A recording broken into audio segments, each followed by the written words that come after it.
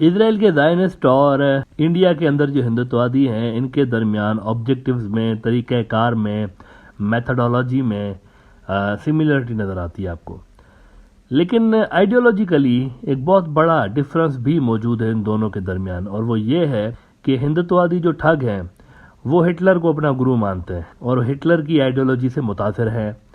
बल्कि आरएसएस की फॉर्मेशन में भी हिटलर की जो नाजी आइडियोलॉजी थी उसका एक बड़ा कलीदी रोल था। अलबत्ता ज़ायनिस्ट जो हैं वो हिटलर को अपने लिए सबसे बड़ा, तारीख का सबसे बड़ा दुश्मन समझते हैं, और ज़ायनिस्ट मानते हैं कि हिटलर ने लाखों यहूदियों को कत्ल भी किया था। तो दोनों ग्रुप्स के दरमियान बेसिकली सिमिलरिटीज़ भी हैं, डिफरेंसेस भी हैं। एक जो नुक्ता दोनों में कॉमन है वो यही है कि क्रिश्चियन वर्ल्ड और मुस्लिम वर्ल्ड को ये दोनों सपोर्ट नहीं करते, पसंद नहीं करते।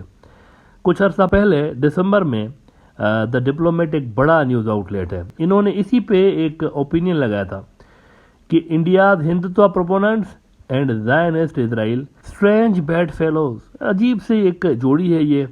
Although they share a strong affinity in outlook, goals and methods, Hindutva ideologues were also fan boys of Adolf Hitler. अब इस वक्त की जो जियोपॉलिटिकल सूरत हाल है वो ये है, बिल्कुल एक जैसी सूरत हाल है इजराइल के अंदर भी और इंडिया के अंदर भी। दोनों मुल्कों में सेक्युलर्स भी हैं, काफ़ी पावरफुल सेक्युलर्स हैं दोनों मुल्कों में। इंडिया के अंदर भी जो सेक्युलर्स हैं काफ़ी पावरफुल हैं, इजराइल के अंदर भी सेक्युलर्स हैं, काफ़ी पावरफुल सेक्युलर्स हैं।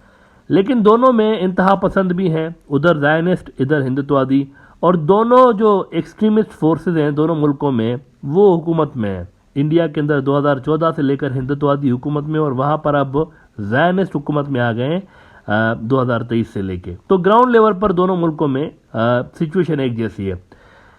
इजराइल के जो हार्ड लाइनर हैं, ज़ायनिस्ट हैं, वो कहते हैं अखंड इजराइल बनेगा, जिसको ग्रेटर इजराइल कहते हैं। और इंडिया के अंदर जो सरकार है हिंदुत्व वालों की, हिंदुत्व का नज़रिया अखंड इंडिया का है, उधर अखंड इजराइल, इधर अखंड भारत। लिहाजा दोनों ग्रुप्स में एक नेचुरल अट्रैक्शन भी मौजूद है। अब नेतन्याहू को, जो ज़ायनिस्टों का सरदार है, इसको हिंदुत्व के सरदार यानी मोदी साहब ने फ़ोन किया है, और फ़ोन पे इन्होंने नेतन्याहू को इंडिया आने की दावत भी दी है। द हिंदू खबर लगा रहा है कि India invites Israeli PM Netanyahu to India at an early date. The two leaders expressed satisfaction at the rapid progress in the India-Israel strategic partnership in recent years over a phone conversation।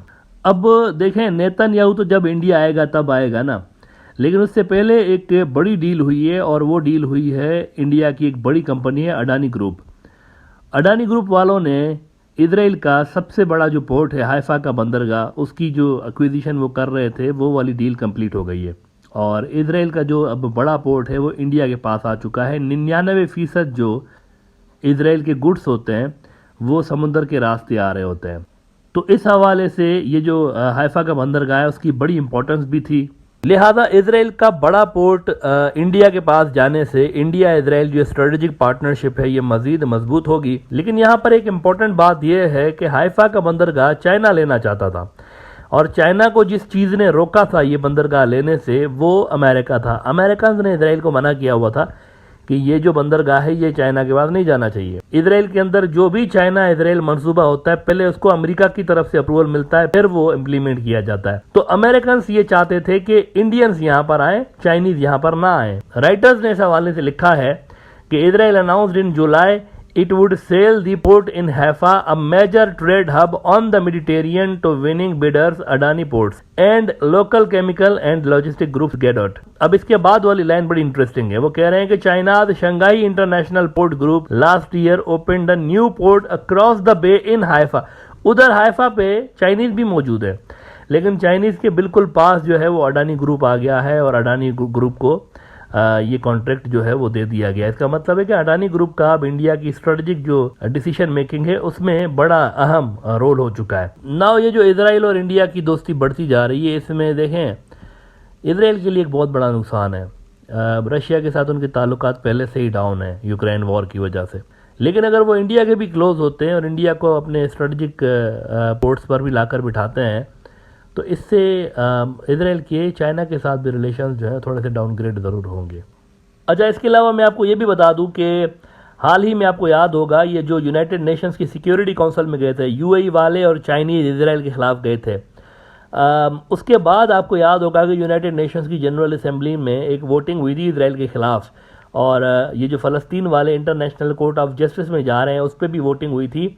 उस voting में देखें south Asia के सारे मुल्कों ने, Arab world पूरी की पूरी जो थी तकरीबन, उन्होंने, पाकिस्तान ने, इन सारे मुल्कों ने इसराइल के ख़िलाफ़ वोट डाला था। लेकिन इंडिया, जो कि हमेशा कहता रहता है कि हमारी जो प्रो पैलेस्टाइन पॉलिसी है, हम फ़लस्तीन की रियासत चाहते हैं, हम वहाँ पर जो है वही रवायती पॉलिसी है हमारी पहले वाली, लेकिन जब वोटिंग का टाइम आया, फ़लस्तीन के हक़ में वोट करने का टाइम आया, तो इंडिया ने इजराइल के ख़िलाफ़ वोट नहीं डाला। ये इंपॉर्टेंट बात है, इंडिया इजराइल के खिलाफ नहीं गया, फ़लस्तीन की फेवर में नहीं गया प्रैक्टिकली। तो मुनाफिकत वाली पॉलिसी साफ तौर पर नजर है यूनाइटेड नेशंस के अंदर।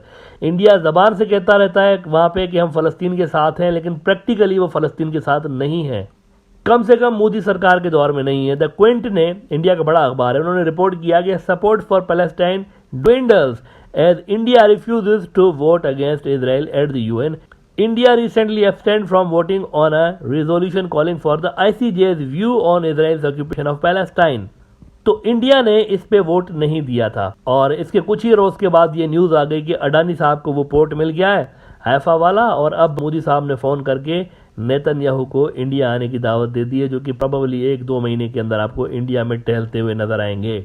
नाउ ये जो इंडिया के साथ कुर्बतें बढ़ रही हैं ना इसराइल की, एक तो उनकी ऑलरेडी कुर्बतें बढ़ी हुई हैं अमेरिका के साथ, अमेरिका उनका स्ट्रेटजिक पार्टनर है, और उनके रिलेशंस ख़राब हो चुके हैं रशिया के साथ यूक्रेन वाले मामले पे। लेकिन अब अगर उसके साथ साथ इंडिया के साथ भी अगर इनके रिलेशंस इस तरह बेहतर होंगे कि चाइनीज़ पोर्ट के पास आकर वो उनको हाइफा का बंदरगाह दे रहे हैं, तो मेरे ख्याल से ये इसराइल के लिए स्ट्रेटजिकली बेहतर नहीं होगा, और ये अमल उनको मजीद अमेरिका के करीब कर देगा इसराइल वालों को। अच्छा, तुर्की और इनके इसराइल वालों के शुरू से लेके डिप्लोमेटिक टाइज थे। जब सेक्युलर तुर्की था एर्दोगान साहब से पहले इन्होंने इनको रिकग्नाइज किया होता इसराइल को बहुत पहले, तो बीच में लेकिन ये है कि दोनों के ताल्लुकात ख़राब हो गए थे। लेकिन अरब इसराइल नॉर्मलाइजेशन के बाद जब यूएई वालों ने, बहरीन वालों ने, सब ने इनको तस्लीम किया था, तो तुर्की के साथ भी इनके रिलेशन थोड़े से इंप्रूव हुए थे। अब तैयब एर्दोगान को इसराइल जो है वो इन्वाइट करना चाहता है, तो बड़ी इंटरेस्टिंग यहाँ पर पिक्चर बन रही है। लेकिन देखें ये जो तैयब एर्दोगान या फिर दूसरे मुस्लिम ममालिक के साथ इन्होंने अपने टाइज नॉर्मलाइज करने की कोशिश की है, ये सारा का सारा कंडीशनल है। कंडीशनल इस तरह से है कि अगर इसराइल के हार्डलाइनर गवर्नमेंट ने मस्जिद अक्सा या हरम अल शरीफ की तरफ कोई गड़बड़ करने की कोशिश की, तो ये सारे अलायंसेस इनके फौरी तौर पर टूट जाएंगे, ये बरकरार नहीं रहेंगे, क्योंकि हरम अल शरीफ का जो वैल्यू है ना मुस्लिम दुनिया के अंदर वो बहुत ज़्यादा है। इसराइल और बाकी के जो मुस्लिम दुनिया है जिनके साथ इवन उसने जो नॉर्मलाइज भी टाइज कर रखे हैं, ये सारा का सारा डिपेंड करता है हरम पाक के ऊपर। स्टेटस को अगर रहेगा बरकरार तो ये इनकी नॉर्मलाइजेशन बरकरार रहेगी, अगर स्टेटस को छेड़ा जाएगा तो इसराइल के टाइज भी दबड़दूस हो जाएंगे।